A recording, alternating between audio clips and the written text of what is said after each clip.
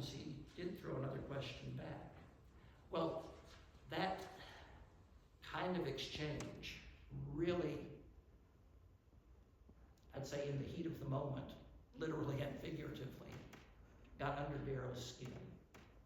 And the gentleman wound up, you might say, yelling. There's no audio recording of that exchange, which I think is a real loss, because I'd love to hear how the questions were asked and answered. But just reading the transcript, you can see the tension, the animosity rising. At one point, Brian accused Darrow of having nothing in mind except to slur the Bible and to slur Christians who believe the Bible. Darrow responded, "We're here to prevent bigots and ignoramuses from controlling the education in our schools, and that's all." Not a real friendly exchange. Like I said, after about 2 hours, the judge shut it down.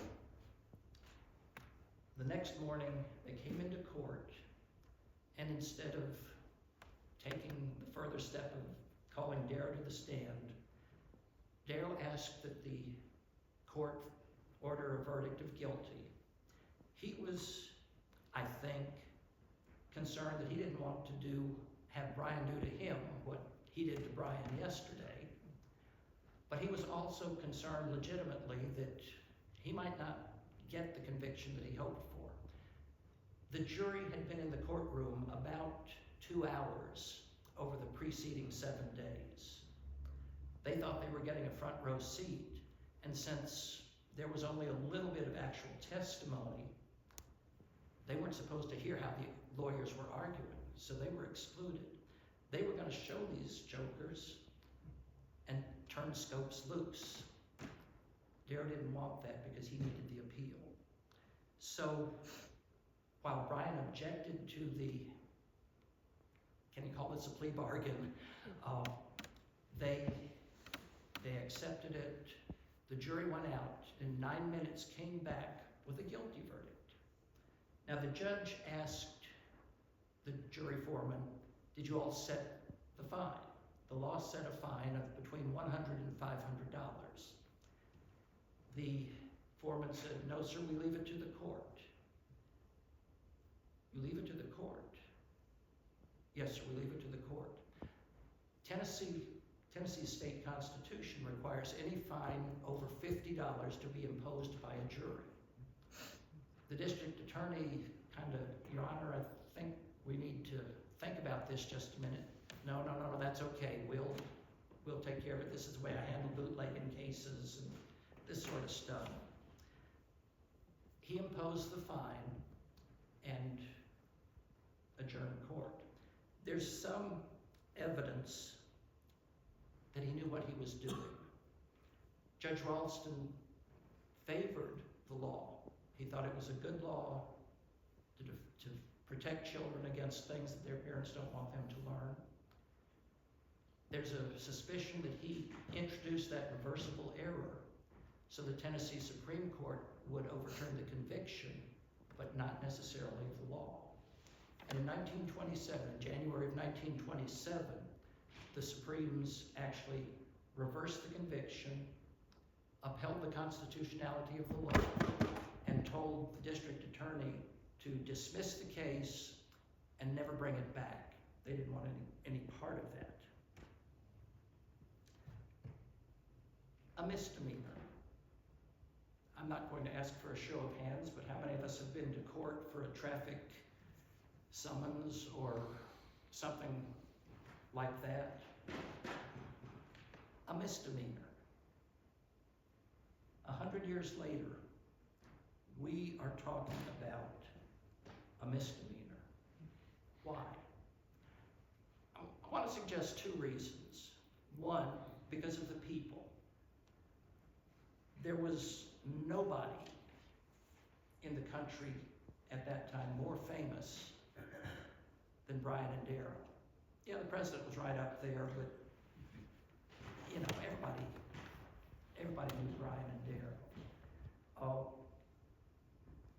tell you Brian's biography, but, you know, 3-time presidential candidate, Secretary of State, member of Congress, leader of the Democrat Party for 30 years. One of his biographers said if Brian the orator were on a program that was worth 40 acres of Fords, that many people would come to hear him speak. Nobody tops that. Darrell, everybody knew him. The year before, he had defended Leopold and Loeb in a, you know, they were guilty of murdering a boy just to see if they could get away with it. Everybody knew that. He kept them from being executed. They called him the attorney for the damned because he was the great attorney, the great defense attorney that he was. Dudley Field Malone was one of the defense counsel. He had served as Brian's Undersecretary of State briefly. Interestingly enough, Malone was the last person to come off the Lusitania in 1915 before it sailed into that German torpedo and got us into World War I. Arthur Garfield Hayes, a founder of the ACLU, and other defense people everybody knew about them. Really big names in that era. On the prosecution team, Attorney General Tom Stewart became a U.S. Senator. Sue K. Hicks became a member of the Tennessee legislature, was elected a judge. And if any of you all are musicians, you no doubt know the song Boy Named Sue. That's Sue Hicks, that's our Sue Hicks. The song has absolutely nothing to do with him except his name, but it's, you know, it's put his name in the record books forever. And by the way, John Scopes, kind of the forgotten man in all of this. Well, that was fine with him. There are times I would like to smack that boy because he received thousands of letters during this time. And he and a friend burned most of them before he left Dayton that summer. Loved to have seen what people had to say. But he spent the rest of his life, or nearly the rest of his life, trying to avoid publicity. Toward the end, he did do some TV appearances and things like that, but he wanted to just be old John Scopes, doing my business in the oil and gas industry. By the way, if you have not seen it, Randy Moore from the University of Minnesota has written a biography, John Thomas Scopes, a biography about him. And it's a wonderful read. Includes, of course, his family and the time here in Salem. But that's really not enough for us to hang on to a misdemeanor case. At least I don't think so. And I think the thing that makes it memorable today is today's headlines. What do we see in the paper today? Or do you all still have the paper here? we sort of don't anymore. Anyway, but the issues that the lawyers argued are in our news every day. O.J. Simpson, Lindbergh, the Nuremberg trials. These are the ones that, think of as great trials. And what are they? Somebody killed somebody. Somebody defrauded somebody. How many thousands of times have those things happened since 1925? The issues that the lawyers raised in this trial, in that courtroom, we're still debating today. I want to start kind of with the big and work a little closer. And that's a picture of John, late 60s, I think, is the date. But the first issue, of course, was science and religion. Where do we base our lives? We all have a philosophy of life, whatever it is. Do we base it on science? Do we base it on our religious faith? Creation and evolution. Now that was the marquee issue. Did we evolve, or did God create us? But the scientists, the attorneys went deeper. Where did we come from? Where are we going ultimately? That's a question philosophers and theologians have been debating for thousands of years. The role of religion in public life. Does a Christian, does a believer in any religious philosophy need to check his or her beliefs at the door to be able to take part in a public discussion? That was critical in the arguments in Dayton. Who's responsible for my children? Me, the state, somebody else? Who gets to make decisions about what they're taught? And for that matter, what is the parent's role in their children's education? Do they have a say? Are we supposed to leave curriculum and dress codes and discipline up to school administrators? They're my kids, don't I get to say something about them? Academic freedom.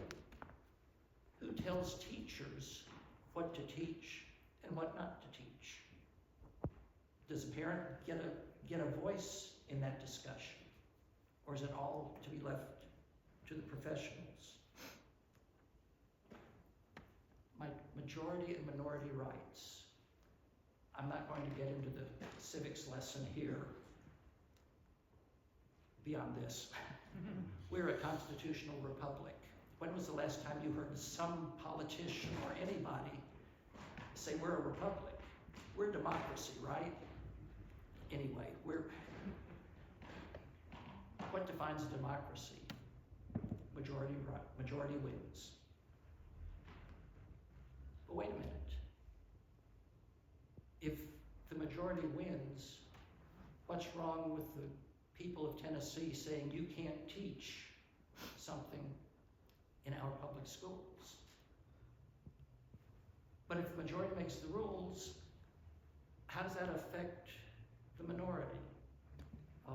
Malone, in one of his great speeches, says if there's a single student in your school, a Jew, Hayes was a Jew, and you impose a particular course of study on him that doesn't fit his religion, that violates his rights. Who gets to make those kind of decisions? And I really, really think that's why we're talking about that little misdemeanor case 100 years later, because we have not answered those questions. Brian said, one day they'll be answered right. He never set a time limit on that. I think that was wise. Let me wrap up with 2 more points. The Scopes trial legacy in Dayton, in Ray County. First and foremost is Bryan College. Immediately after Bryan died, 5 days after the trial, Robinson and a number of others got together and decided that we were going to build a school in his memory. Bryan had kind of liked that idea, but we didn't do anything with it immediately. A national organization sprung up to start that school. In 1930, it opened in the school building where Scopes had taught. It was there for about 5 years till it moved up to its present location, which is about a mile from the courthouse. The color picture is the administration building of the college now. The other thing,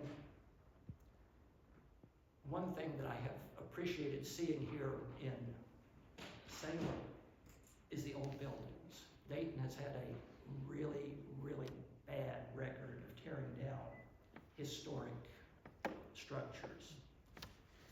This building was the home in which Bryan died on July 26th. He and Mrs. Bryan had rented a house from one of Effie Robinson's employees.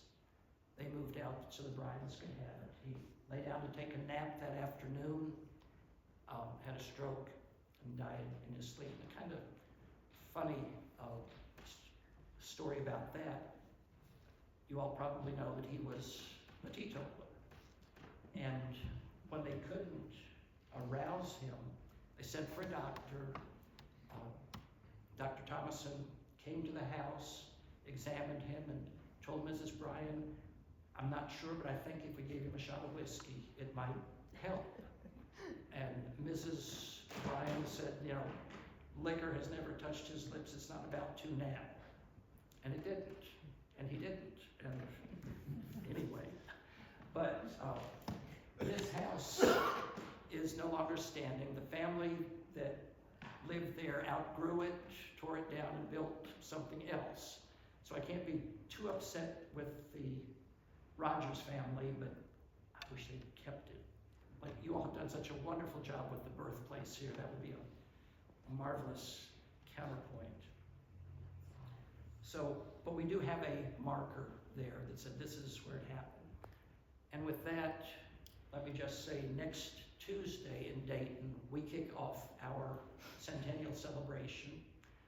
The Ray Heritage Preservation Foundation is doing 3 productions of a 1-act play about the trial that includes some of the Bryan-Darrell exchange, do a lecture and tour of the museum.